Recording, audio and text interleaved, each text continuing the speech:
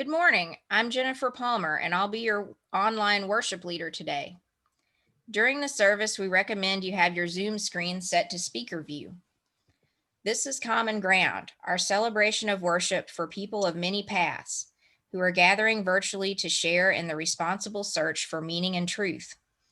Pathways is a warm and open community where all who come with open minds and kind hearts are welcome, regardless of age, ability, age, race, gender identity, or sexual orientation.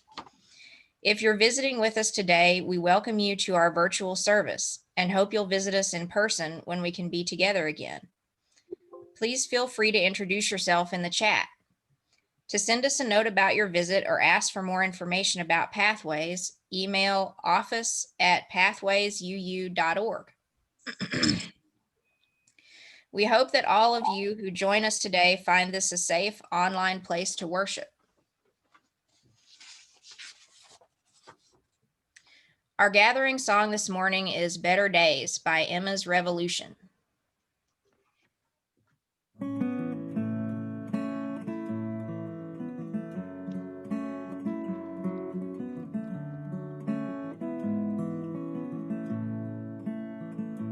We have come in the light to this place, in the light with our hearts, in the light open wide. We are here in the light giving voice, in the light to the truth, in the light we divide. Let us sing for today.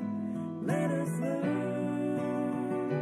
better ways, showing love in the light, giving hope in the light we create, in the light better days.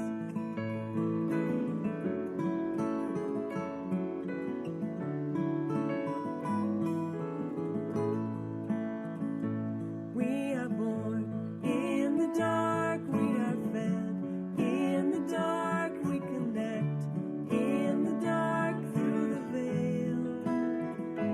We are held in the dark, we are healed in the dark, mysteries in the dark we reveal. Let us sing for today. Let us learn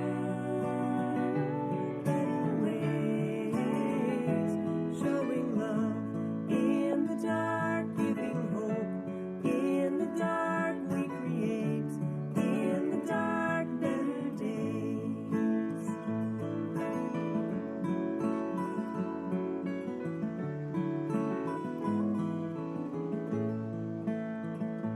Time is now. We begin where we are. We begin, we have all. We begin that we need to renew. We begin to release.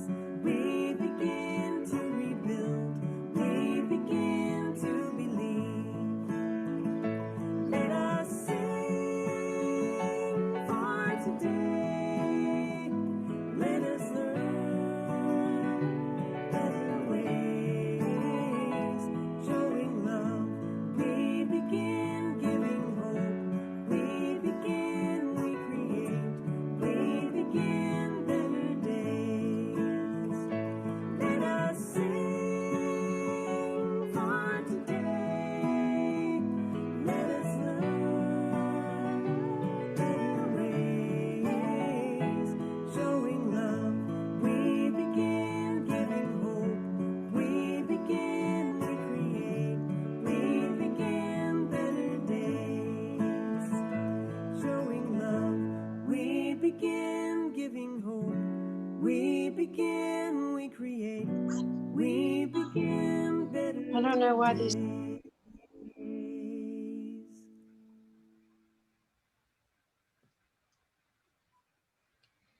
As we virtually light our chalice this morning, please join me in these words by Mary Sheldon.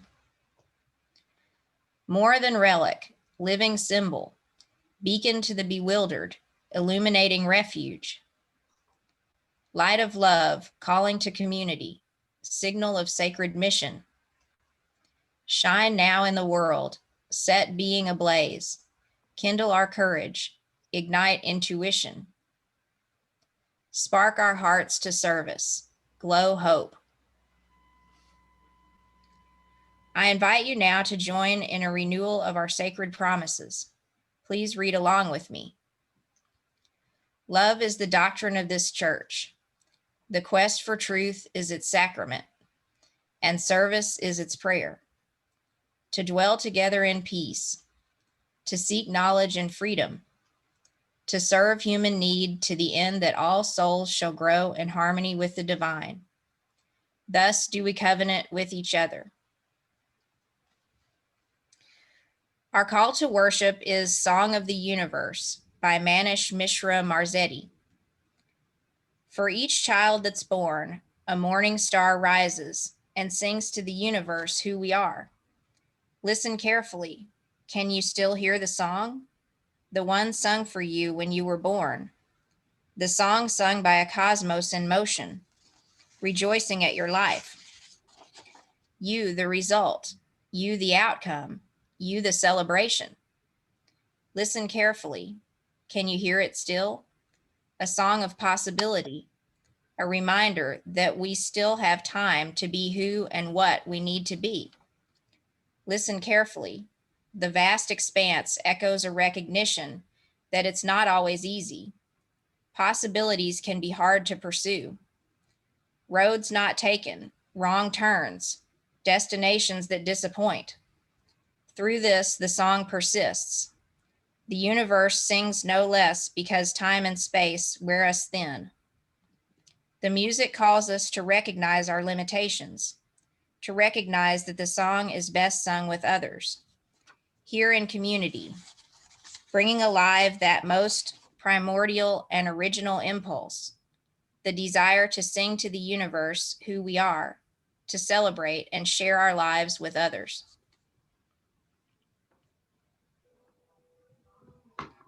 Our worship song today is Give Light, written by Terry Lanino and Greg Artzner, and performed by Kim and Reggie Harris and Magpie. The banjo is being played by Pete Seeger. This song is based on a quote by civil rights leader Ella Baker. Give light and people will find a way.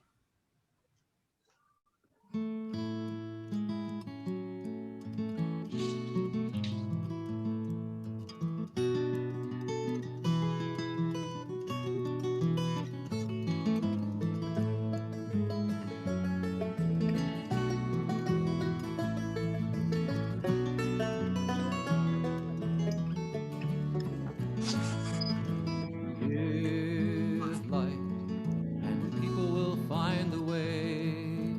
Give light, and people will find the way. Give light, and people will find the way.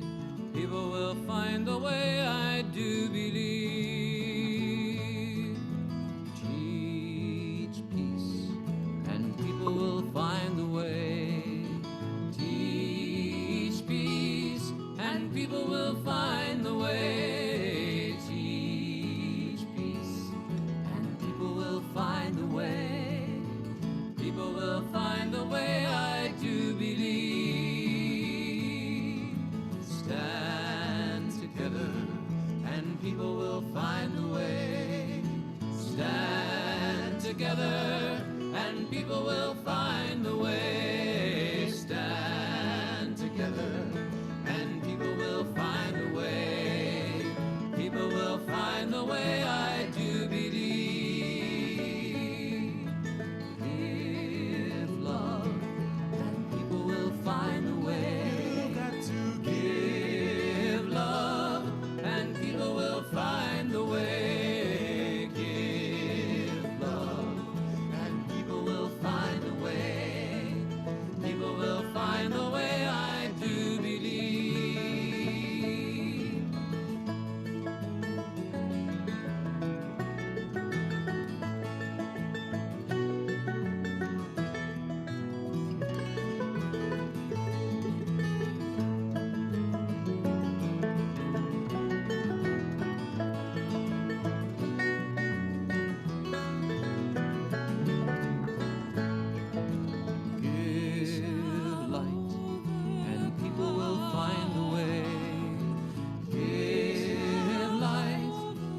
people will find the way. Give light, people will find the way. People will find the way, I do believe. People will find the way, I do believe.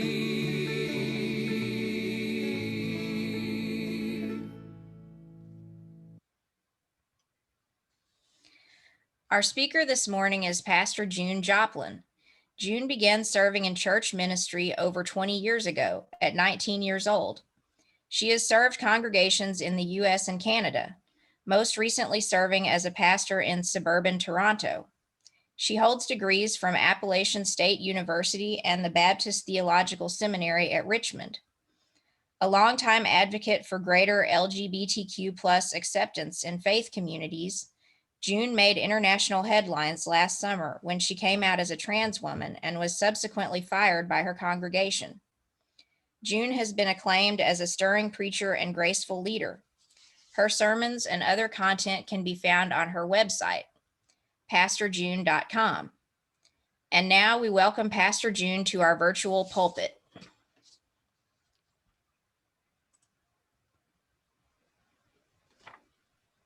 Well, grace and peace to you, beloved siblings at Pathways Unitarian Universalist Church. And thanks so much to Jennifer for extending the invitation, and to you all for opening this virtual space for me this morning. It's a gift, and I'm grateful.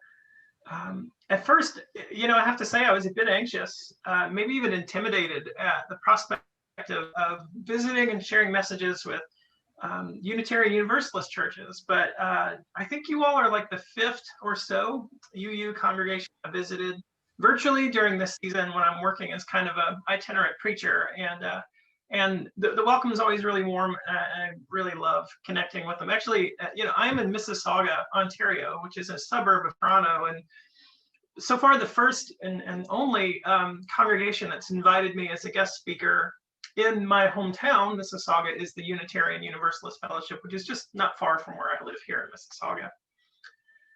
My own faith tradition, just to let you know, is Baptist. I've been a Baptist for most of my life. I'm still kind of a Baptist, I guess. In the small town where I grew up, there were a lot of churches. I grew up in Western North Carolina. Some of you where you are may also know that there are a lot of Baptists out there. I had an uncle who became a minister in middle age after working in furniture for a number of years. And his first congregation was this little Presbyterian church out in the country. And I can remember him saying once, they're Baptist, they just don't know it yet. So like where I'm from, somehow even the churches that are not Baptist are Baptist. One of the reasons that I came to Canada back in 2014 was to serve in a context where the broader faith community wasn't overwhelmingly Baptist. I had spent a lot of time studying our history as Baptists when I was in seminary. And what I learned was that we are not at our best when we turn into the primary expression of religion in a place. So when we've been in the cultural driver's seat, so to speak, we've misused that privilege in a lot of ways. And we've done some of our best work, and our best witness has happened when we were a minority acquainted with persecution and marginalization. That's in our roots. I was driving through the mountains of Virginia some years ago when I lived there. I lived in Richmond, Virginia for about a dozen years. And I heard this radio commercial for a local church. And when the voice in the commercial described the local church as progressive and with a tradition of being non-dogmatic, my first thought was like, hey, this sounds like a Baptist church, historically speaking. But it wasn't a Baptist church. It was a commercial for the local Unitarian Universalist Fellowship. So you might not know it from our recent history, and it might be especially hard to identify in places like Texas, but our histories are not so different. Our core principles are in some ways similar. But that's not what I want to talk about today. I'm here to talk about healing and about wholeness and about becoming and embodying who we were meant to be. So I'm going to read a story out of my tradition, a story from the Gospel of Mark, chapter 5, verses 1 through 20. And I would invite you to listen for a bit of sacred wisdom in this story. Jesus and his disciples came to the other side of the lake, to the region of the Gerasenes. As soon as Jesus got out of the boat, a man possessed by an evil, unclean spirit came out of the tombs. This man lived among the tombs, and no one was ever strong enough to restrain him, even with a chain. He'd been secured many times with leg irons and chains, but he broke the chains and he smashed the leg irons, and no one was tough enough to control him. Night and day in the tombs and the hills, he would howl and cut himself with stones. And when he saw Jesus from far away, he ran and knelt before him, shouting, "What have you to do with me, Jesus, Son of the Most High God? Swear to God that you won't torture me." I said this because Jesus had already commanded him, "Unclean spirit, come out of the man." Jesus asked him, "What is your name?" And he replied, "Legion is my name, because we are many." Now they pleaded with Jesus not to send them out of that region. A large herd of pigs was feeding on the hillside. "Send us into the pigs," they begged. "Let us go into the pigs." And Jesus gave them permission, so the unclean spirits left the man and went into the pigs, and then the herd of about 2,000 pigs rushed down the cliff into the lake and drowned. Those who tended the pigs ran away and told the story in the city and in the countryside. And people came to see what happened. They came to Jesus and saw the man who used to be demon-possessed, and they saw the very man who had been filled with many demons sitting there fully dressed and completely sane, and they were filled with awe. Now, those who'd actually seen what had happened to the demon-possessed man told the others about the pigs, and so they pleaded with Jesus to leave their region. And while Jesus was climbing back onto the boat, the one who'd been demon-possessed pleaded with Jesus to let him come along as one of his disciples, but Jesus would not allow it. "Go home to your own people," Jesus said, "and tell them and how God has shown you mercy." So the man went away and began to proclaim in the 10 cities all that Jesus had done for him, and everyone was amazed. As a transgender woman who's also an ordained Christian minister, I spent an awful lot of time studying the Christian scriptures, looking for ways to illuminate my own experience. My friend Austin Hartke, who is a trans man and a Bible scholar, has done some amazing work identifying gender nonconformity in the Bible. Austin's got a book called Transforming the Bible in the Lives of Transgender Christians, and I recommend it all the time. But he writes about these figures in the scriptures that don't really fit in traditional gender roles. For example, little children grow up learning about Joseph and his coat of many colors, but what they don't learn is that in the original Hebrew, the words used to describe Joseph's coat don't say many colors. It's a word typically used to describe women's clothing. Now, that could certainly explain why young Joseph was the target of his brother's bullying in the story. Deborah was a woman who subverted gender roles by becoming a military leader. That story is in the book of Judges. The book of Acts tells how one of the first non-Jewish people initiated into the early church was a eunuch from Ethiopia. And Jesus even spoke about how eunuchs, as people in that time regarded as neither really male nor female, were well suited for life in that beloved community that Jesus called the kingdom of God. Now, I appreciate all these interpretive efforts because, as they say, representation matters. It's lovely to be able to see someone in scriptures that kind of reminds you of yourself. And in fact, I am named after a person from the New Testament whose story seems somehow representative of my own.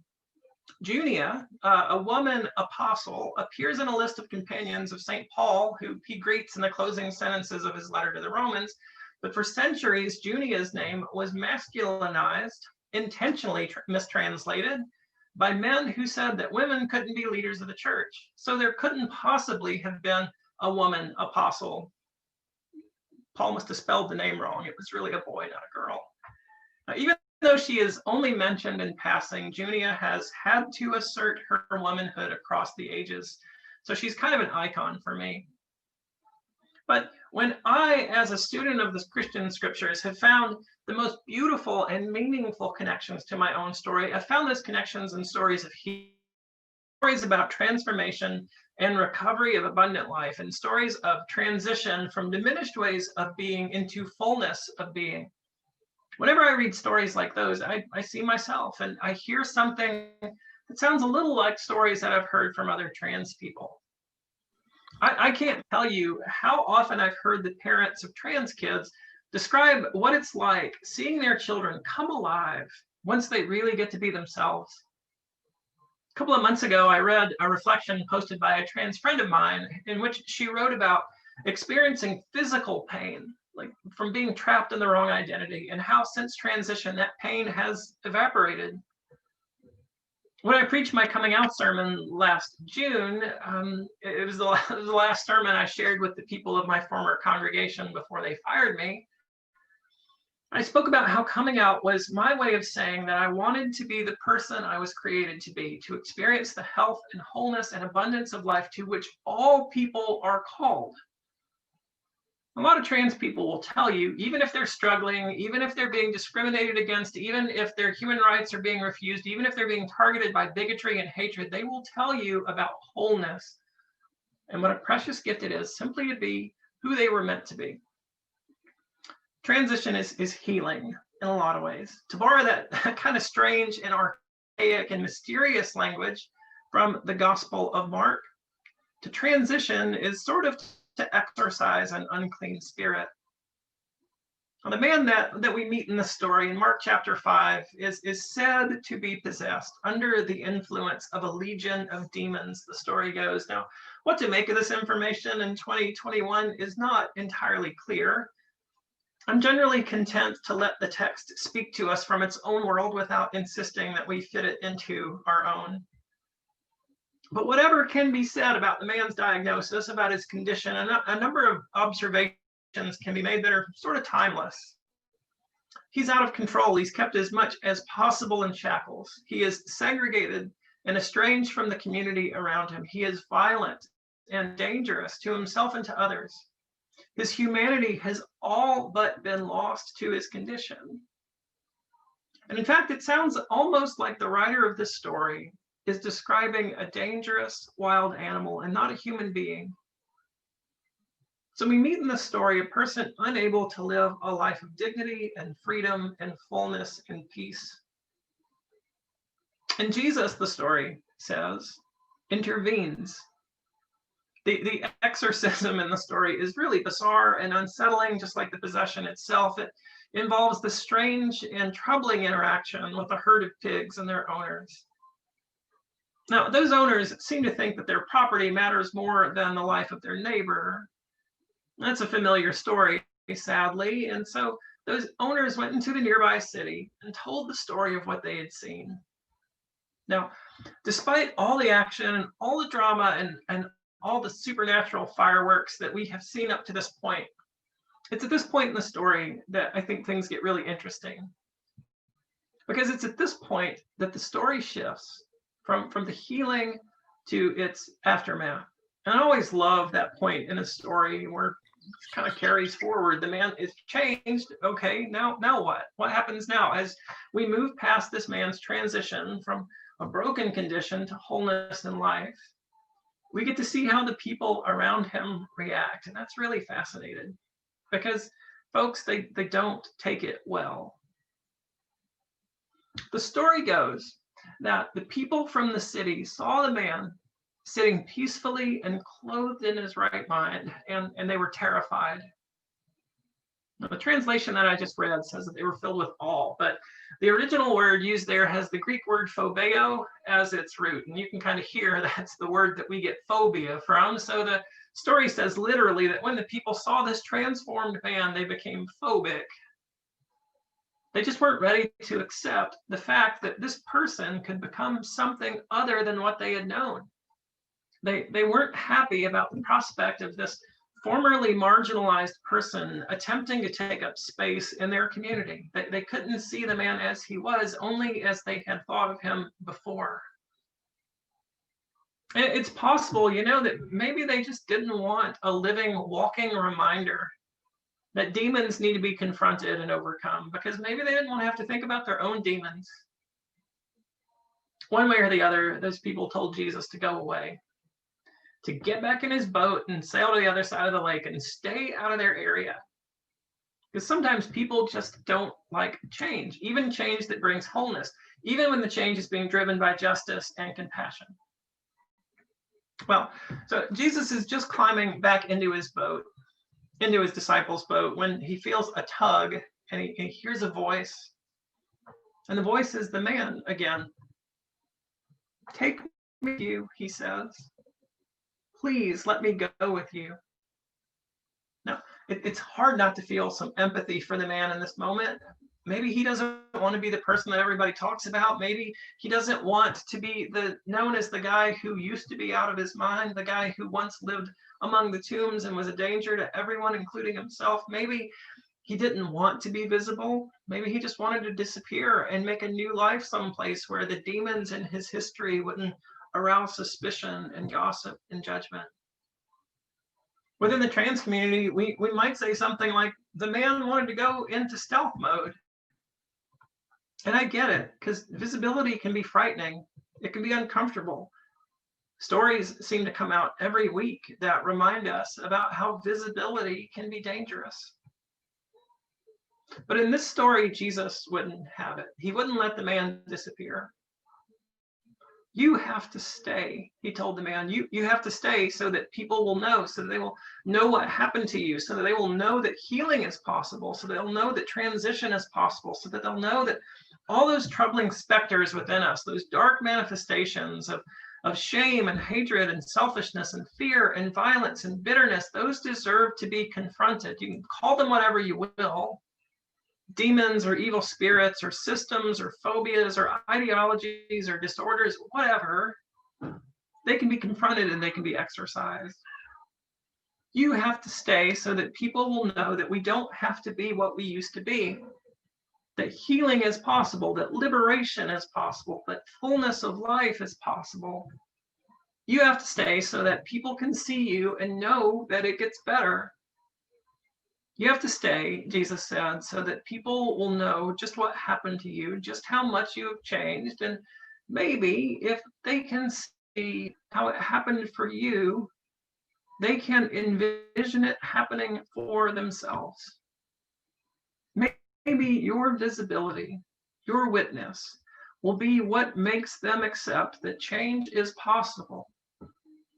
So, Jesus said, be where you are, be who you are, be a light, be amazing, shine openly, shine proudly, let your light shine brightly for everyone around you to see, so that they can know that healing is possible, so they can experience it themselves. So may we be blessed and inspired by this sacred story. And may we be seen like lights that illuminate the path to wholeness. Amen.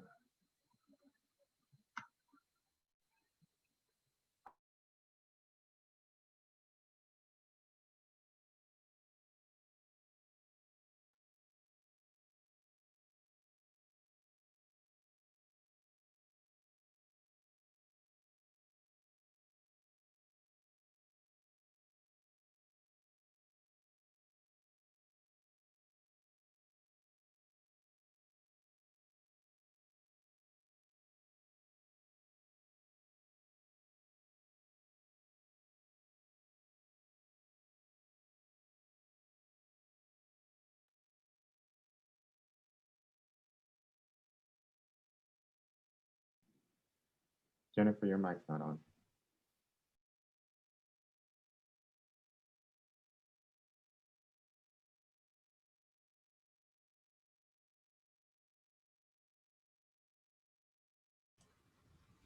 Sorry about that.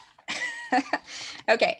Thank you so much, Pastor June. Our closing song is brought to us by our very own Come As You Are choir, singing hymn number 1057, Go Lift It Up.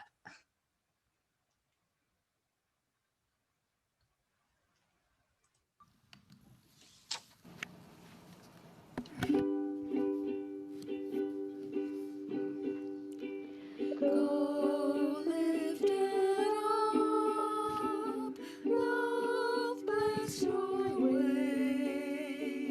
Moonlight,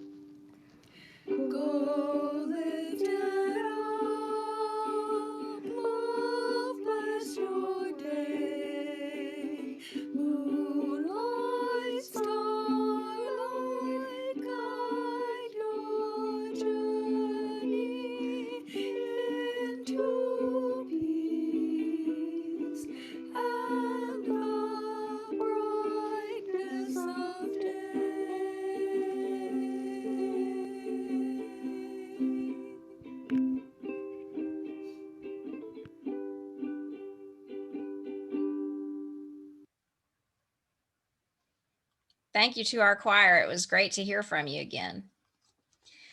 As we extinguish our virtual chalice today, please join me in these words by Maddie Cefantis. We extinguish this flame and we keep its light in our hearts, with its message of love and justice, taking it outside our walls to the world we live in until we are together again. We hope that each of you on your individual path through the joys and questions of life found some common ground with your fellow travelers today. Our benediction is Shine by Mary Edis. Like the cosmic dust following after a great Perseid meteor, we are the living remnants of time and all that has come to pass in its wake, briefly shining lights on the way to eternity. We are only visible to the naked eye for an instant. Take this moment to shine like the stardust you are. May the light of our time on earth shine to bless the world and each other. Shine, shine, shine. Thank you again, Pastor June, and all of you who joined our Zoom service today. June is able to stay and talk with us for a while after the service, so let's take a few minutes to show her our appreciation. Now, everyone feel free to unmute your microphones, turn on your video, and stick around to visit. The adult groups will start at 11:30.